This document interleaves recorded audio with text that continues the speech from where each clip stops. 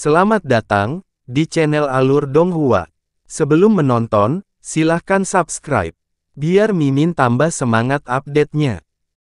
Seekor elang putih raksasa dan elang hitam besar masing-masing menyapu langit seolah-olah sambaran petir putih dan hitam, itu menyebabkan pejalan kaki yang tak terhitung jumlahnya berhenti dan melihat satu demi satu ketika mereka mencoba menebak apa sebenarnya binatang buas tingkat tinggi itu.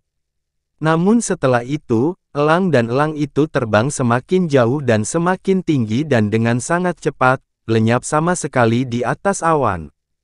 Salju kecil, sedikit lebih tinggi. Seluruh tubuh Giant Snow Eagle seputih salju, Lan Sueruo berharap setelah terbang di atas awan, mereka dapat menyembunyikan siluetnya dengan bantuan awan. Tapi Yunce mengerti dengan sangat jelas, bahwa ini mungkin akan berhasil jika ada jenis binatang terbang lain yang mengejar di belakang mereka. Namun, yang ada di belakangnya kebetulan adalah seekor elang. Elang adalah penguasa langit yang sebenarnya, dan tidak ada yang bisa luput dari pandangan elang. Elang salju raksasa terbang semakin tinggi, dan telah melewati lapisan awan yang tak terhitung jumlahnya. Namun, Fierce Stormhawk masih mengejar tanpa henti. Elang salju raksasa bisa terbang sangat tinggi, cukup untuk mencapai ketinggian 5.000 meter. Tapi dari segi ketinggian terbangnya, masih jauh dari bisa dibandingkan dengan elang. Elang dewasa biasa sudah bisa terbang hingga ketinggian 10.000 meter, apalagi Fierce Stormhawk yang berperingkat roh mendalam. Untungnya, dalam hal kecepatan terbang, Giant Snow Eagle tidak kalah dengan Fierce Stormhawk. Meskipun ia mengikuti dari belakang, jaraknya tetap sama. Giant Snow Eagle tidak punya cara untuk melepaskan kejaran, tapi Fierce Stormhawk juga tidak bisa mengejar Giant Snow Eagle dalam waktu dekat. Namun, peringkat Giant Snow Eagle, bagaimanapun juga, lebih rendah dibandingkan peringkat Fierce Stormhawk. Bagi Fierce Stormhawk untuk mengejar Giant Snow Eagle, itu hanya masalah waktu. Menurut apa yang aku tahu, Fierce Stormhawk ini ditangkap hidup-hidup oleh Sekte Xiao beberapa tahun yang lalu. Tampaknya ia belum sepenuhnya dijinakkan, dan juga bukan binatang buas terkontrak, dan ada risiko ia melarikan diri jika dilepaskan. Jadi, kecuali jika itu adalah masalah yang sangat penting, mereka tidak akan melepaskan Fierce Stormhawk ini. Kakak muda Yun, apa sebenarnya yang kamu lakukan pada Sekte Xiao? Lan Sueruo bertanya dengan gugup sambil memegang erat bulu elang salju raksasa. Suara angin menderu-deru seperti gemuruh guntur. Menghadapi pertanyaan Lan Sueruo, Yunce sedikit ragu, dan menjawab dengan jujur. Tidak apa-apa jika kamu memilih untuk tidak mempercayai apa yang akan aku katakan. Aku benar-benar melumpuhkan Xiao Luocheng, dan membuat mereka kehilangan 600.000 koin ungu yang dalam dengan sia-sia. Yunce sedikit terdiam, namun demikian, memilih cara kata-kata yang lebih mudah ditelan orang lain, saya juga benar-benar menghancurkan perbendaharaan sekte mereka. Lan Sueruo membuka mata indahnya menjadi bentuk bulat, bibirnya terbuka lebar saat dia menatapnya dengan tercengang, seolah dia sedang melihat sesuatu yang mengerikan. Saya bersumpah demi penampilan saya bahwa ini semua benar, kata Yunce tanpa daya. Lan Sueruo terdiam untuk waktu yang lama. Dia tidak meragukan kata-kata Yunce, dia yakin berdasarkan pandangannya tentang sifat Yunce, dia pada dasarnya tidak akan menggunakan kata-kata konyol seperti itu untuk membodohinya dalam situasi seperti ini. Namun, justru karena dia tidak meragukan kata-kata Yunce, dia sangat terkejut dan ketakutan di dalam hatinya. Apa yang mengejutkannya adalah bahwa Yunce, yang merupakan seorang pemuda di tingkat pertama dari alam mendalam yang baru lahir, ternyata mampu membawa bencana seperti itu ke sekte terbesar di kota New Moon sendirian. Ini adalah sesuatu yang benar-benar tidak dapat dibayangkan. Yang membuatnya takut, apakah Xiao Luocheng yang dilumpuhkan dan kehilangan 600.000 koin ungu sudah bisa menimbulkan kebencian yang mendalam, tapi untuk menghancurkan perbendaharaan sekte, itu lebih dari sekedar kebencian yang mendalam. Jika cabang sekte Xiao tidak ingin memotong mayat Yun Ce menjadi puluhan ribu keping dengan cara apapun, bahkan dia akan menganggapnya aneh. Tidak mengherankan jika untuk mengejarnya, sekte Xiao bahkan melepaskan Fierce Stormhawk. Lan Sueruo awalnya mempertimbangkan apakah dia harus menghentikan pelarian tak berguna ini dan mengungkapkan identitasnya, yang pasti cukup untuk menjamin keselamatan Yun Ce. Tapi setelah mendengarkan kata-kata Yun Ce, dia membuang ide ini sama sekali. Berdasarkan apa yang telah dilakukan Yun Ce, jika dia jatuh ke tangan sekte Xiao, apalagi dirinya sendiri, dia tidak akan bisa menyelamatkannya bahkan jika dia memanfaatkan ayahnya. Melihat reaksi Lan Sueruo, Yun Ce berkata dengan agak bersalah, "Kakak senior Sueruo, maaf, saya telah membebani Anda." Lan Sueruo dengan ringan menggelengkan kepalanya, "Ini adalah pilihanku sendiri, tidak ada apapun yang bisa dianggap sebagai beban." Dia dengan lembut tersenyum dan menghiburnya, juga, "Kakak senior yang melindungi kakak muda yang lucu, adalah hal yang biasa tanpa perlu dikatakan lagi. Masih terlalu dini untuk mengatakan kamu membebaniku, karena masih belum pasti kita tidak bisa melarikan diri. Mungkin mereka akan berhenti mengejar kita setelah beberapa saat. Atau mungkin, Fierce Stormhawk itu tiba-tiba menjadi tidak patuh dan terbang ke arah yang berbeda di tempat lain, itu semua mungkin. Salju kecil, terbanglah sedikit lebih cepat." Ketika mendengar kata-kata Lan Sueruo, beberapa kerumitan muncul di ekspresi Yun Ce. Saat Lan Sueruo mengucapkan kata-kata ini, dia tidak menemukan sedikit pun penyesalan, penipuan, dan ketidakmurnian dari kedalaman matanya. Dia tidak suka berhutang pada orang lain tetapi kali ini, dia pasti berhutang budi padanya. Dia berhutang nyawa padanya, atau mungkin, semacam emosi.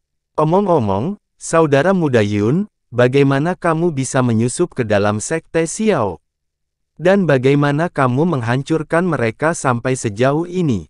Apakah tidak apa-apa jika kamu memberitahuku?" Tentu saja, keadaan hati Lan Sueruo saat ini sangat cemas. Namun, matanya mengungkapkan keingintahuan yang sangat murni saat dia berbicara dan membuat Yun Ce, yang awalnya ingin menyembunyikan segalanya, tidak mampu menolak.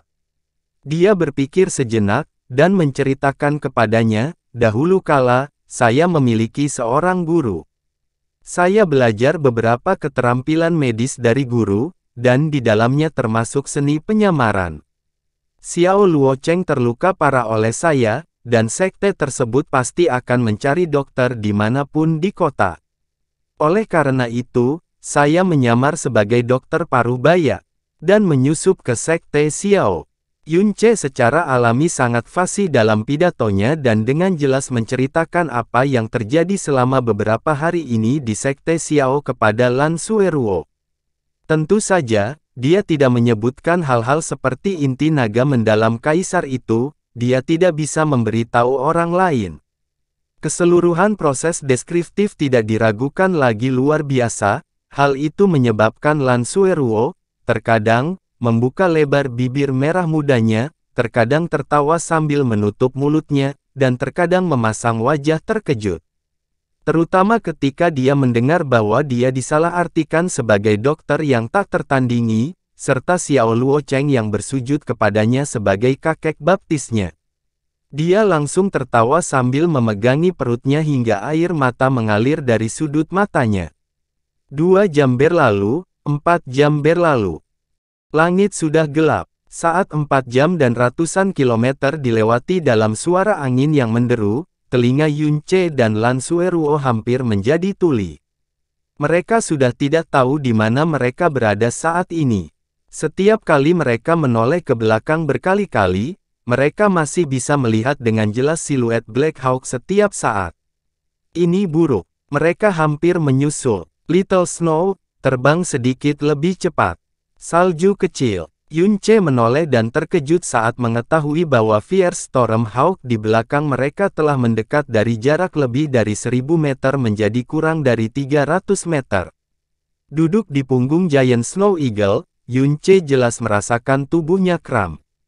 Bagi binatang mendalam sejati, terbang dengan kecepatan penuh selama 4 jam sudah hampir ajaib. Jika itu bukan binatang buas yang dikontrak Lan Sueruo dan memiliki kesetiaan mutlak kepada Lan Sueruo, bertahan sampai sejauh ini adalah hal yang mustahil. Namun keunggulan peringkat Fierce Stormhawk terlihat jelas saat ini. Kecepatan terbangnya nyaris tidak mengalami penurunan sedikit pun. Teriakan elang sesekali yang datang darinya penuh energi, dan bergema di langit dan bumi. Kakak senior, jangan memaksakannya lagi. Kekuatannya sudah habis dan jika terus berlanjut maka umurnya akan langsung rusak. Sebagai Master Giant Snow Eagle, Lan Sueruo memahami kondisinya saat ini lebih baik daripada Yunce. Dia menggigit bibirnya dan menggenggam erat kedua tangannya. Kejang tubuh Giant Snow Eagle menjadi semakin parah, bahkan posturnya pun sudah tidak stabil lagi. Ia mulai goyah dan bergoyang, dan kecepatannya menjadi semakin lambat. Fierce Stormhawk di belakang mereka semakin memperpendek jarak dan pada saat ini, sebuah suara mengerikan datang dari belakang mereka, bajingan kecil, hingga membuat ayah ini mengejar begitu lama. Kali ini, mari kita lihat di mana lagi kamu bisa lari. Yunce tiba-tiba berbalik dan baru sekarang menemukan bahwa Fierce Storm Eagle telah mencapai jarak 100 meter. Seluruh penampilan Fierce Stormhawk, serta siluet yang berdiri di punggungnya terlihat jelas, tidak diragukan lagi itu adalah Xiao Zaihe. Kakak senior, biarkan salju kecil segera terbang ke bawah, kita harus bersiap.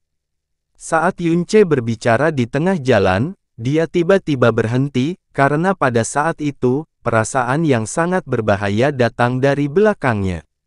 Dia memutar kepalanya hampir secepat kilat, dan dengan sekali pandang, melihat senjata berbentuk aneh yang dipegang oleh Xiao Zaihe yang berdiri di atas punggung Fierce Stormhawk. Itu adalah batang api racun. Xiao Zaihe sebenarnya memiliki Poison Fire Rod. Bahkan sebelum dia sempat bereaksi, dia sudah melihat kilatan api tiba-tiba keluar dari Poison Fire Rod. Seketika, sederet aura berbahaya yang mematikan terbang ke arah mereka dengan kecepatan lebih cepat dari suara. Awalnya seharusnya terbang menuju Yunce, tetapi di bawah aliran udara yang deras, ia mengalami sedikit offset, dan terbang langsung menuju dada Lan Sueruo. Kakak senior hati-hati. Lan Sueruo, yang masih menoleh, sama sekali tidak menyadari bahaya fatal yang mendekat.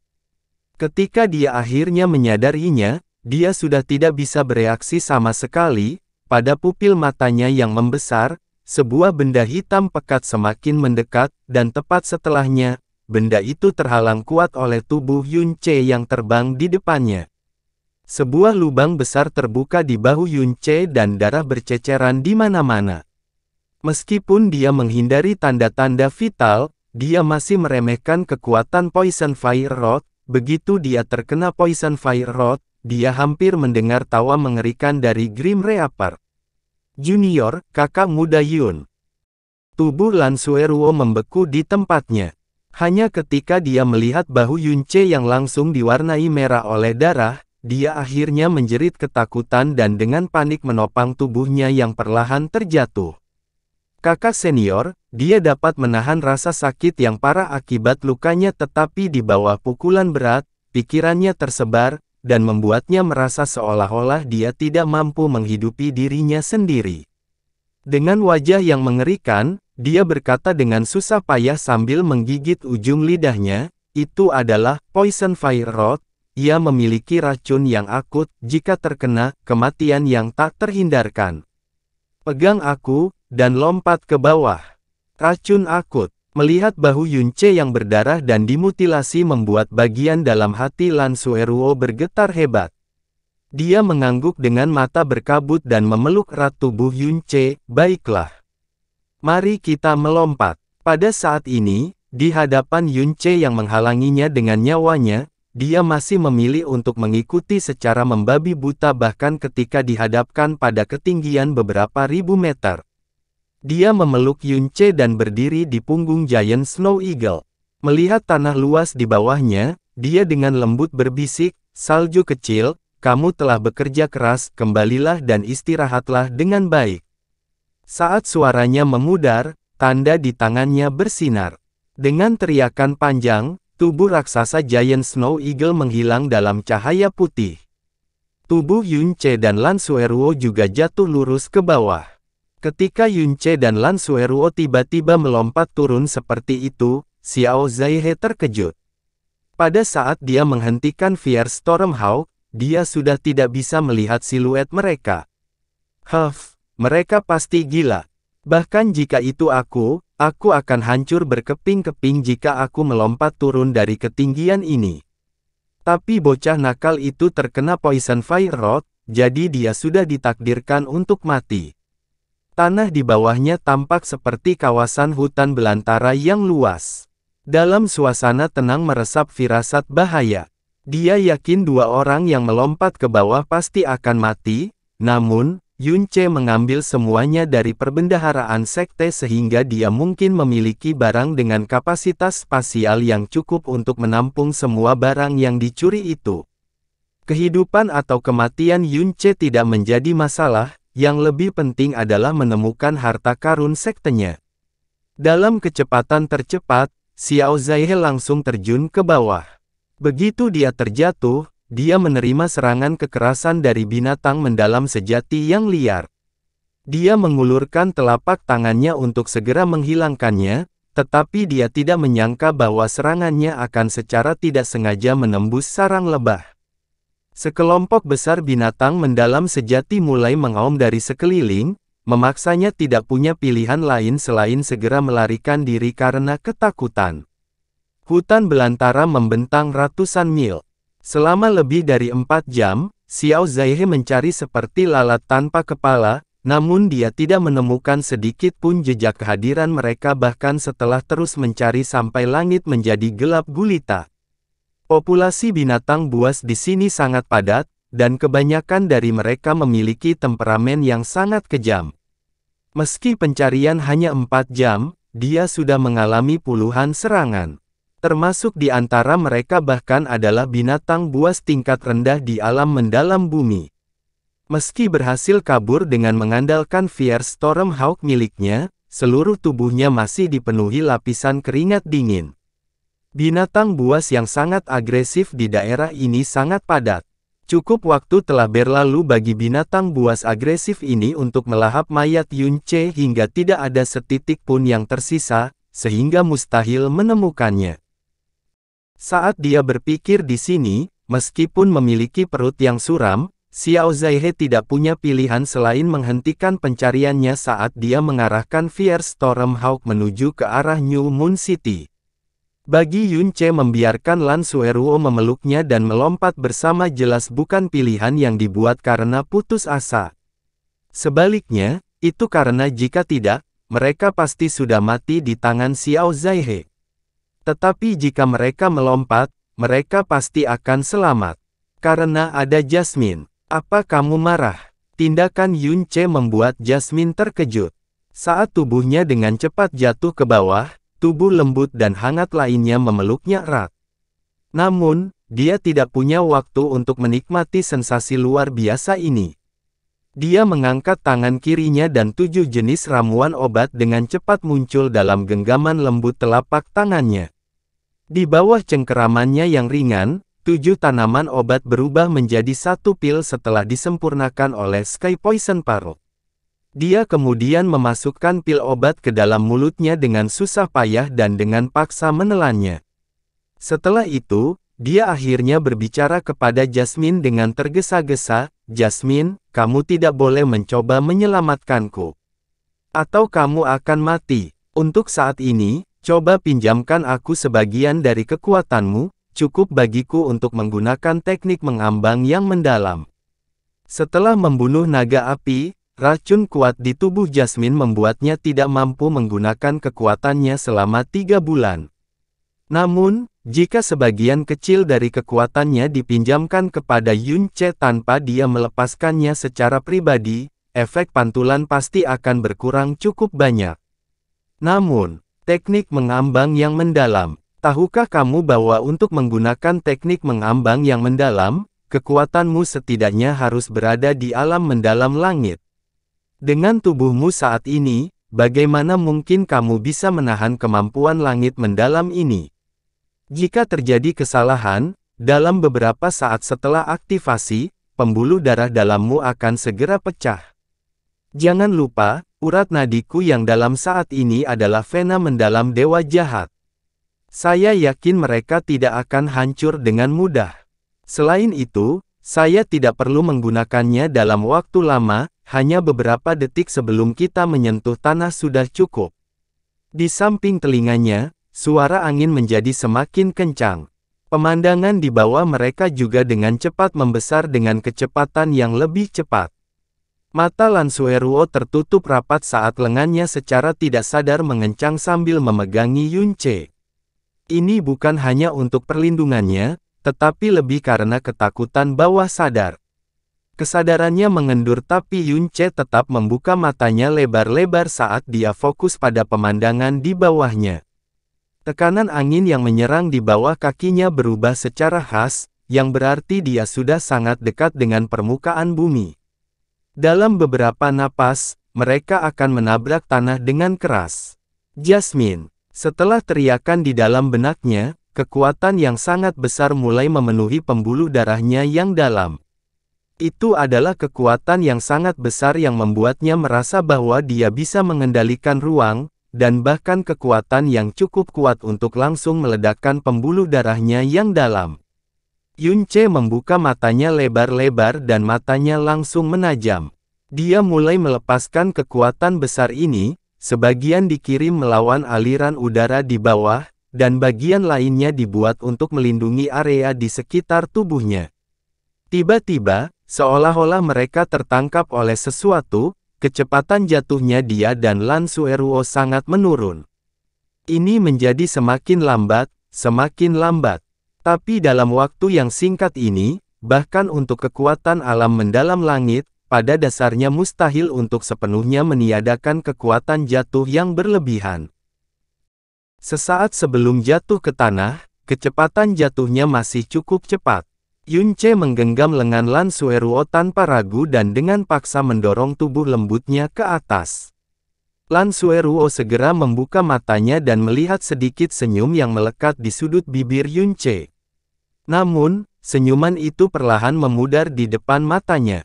Pada saat itu, dia merasa hatinya sangat terpengaruh oleh sesuatu yang hangat namun pahit. Dia membuka bibirnya, tapi sudah terlambat untuk mengeluarkan suara. Tubuh Yunce akhirnya mencapai tanah. Setelah menghantamnya dengan keras, tanah yang keras segera pecah berkeping-keping.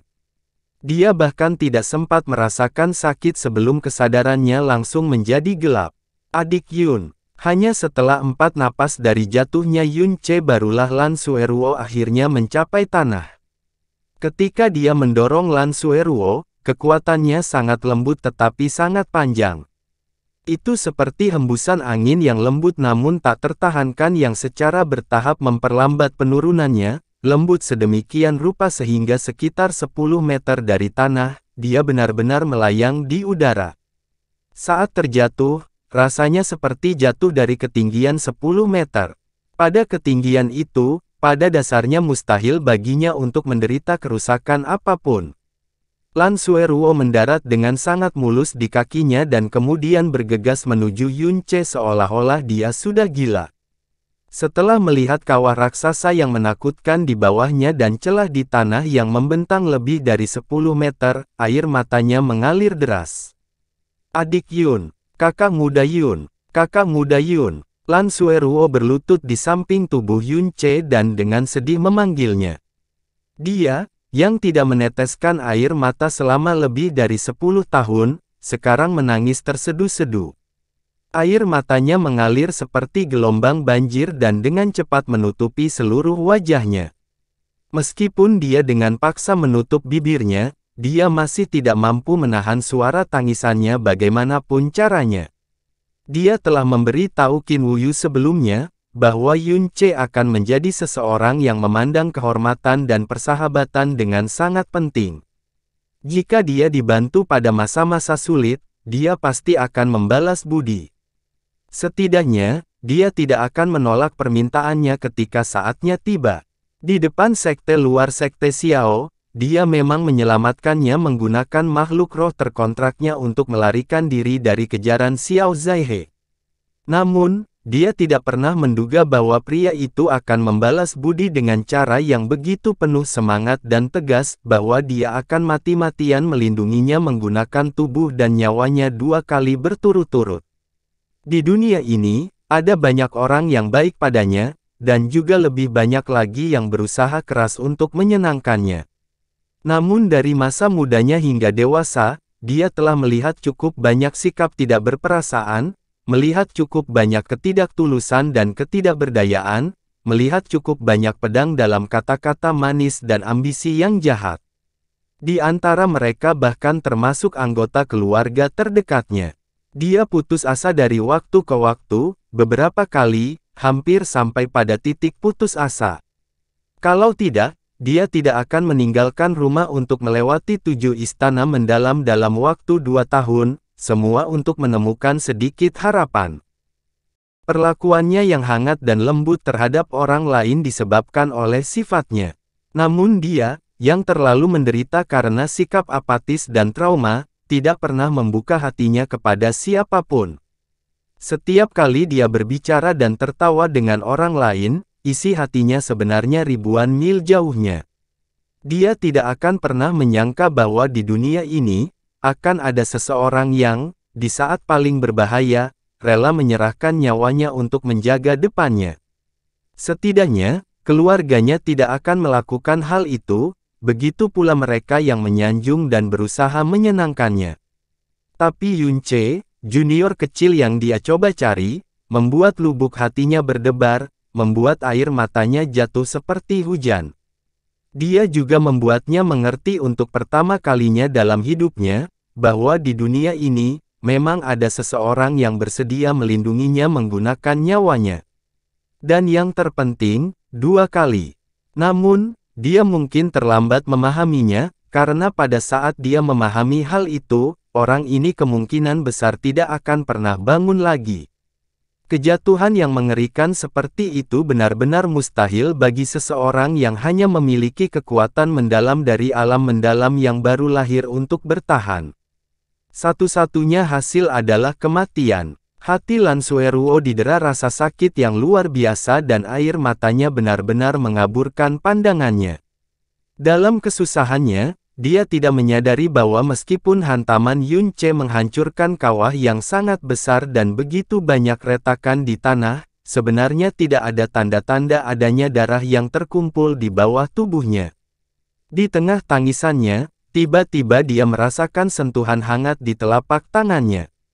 Pada saat itu, seolah-olah dia tersengat listrik, seluruh tubuhnya bergetar saat dia tiba-tiba melebarkan mata indahnya. Melalui pandangannya yang masih kabur, dia melihat Yunche perlahan membuka matanya. Karena dia menangis terlalu sedih, wajahnya benar-benar habis karena menangis tetapi dia menatapnya dan tersenyum lembut. Tangannya tepatnya bertumpu pada telapak tangannya, yang memberitahunya bahwa dia belum mati. Saudara muda Yun, Lan Sueruo tiba-tiba merasa seolah-olah dia tiba-tiba meninggalkan neraka dan masuk surga. Di bawah keterkejutan yang begitu besar, bahkan suaranya menjadi tidak jelas, kamu baik-baik saja. Awalnya, saya memang mati. Yunche sedikit menggerakkan bibirnya dan berbicara dengan suara serak dan lemah.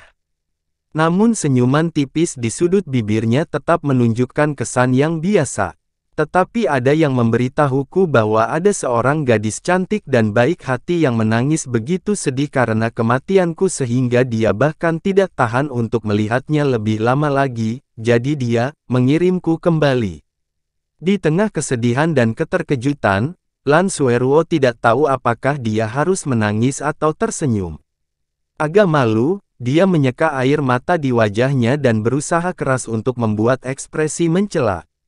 Namun, ekspresi mencela ini seperti bunga pir yang mekar setelah hujan dan sangat pedih dan mengharukan. Kamu sudah dalam kondisi ini, namun kamu tetap tidak lupa untuk menjadi cerewet tanpa malu-malu. Di masa depan, siapa yang tahu berapa banyak gadis yang akan disakiti oleh mulutmu ini? Hehe, Yunce tertawa.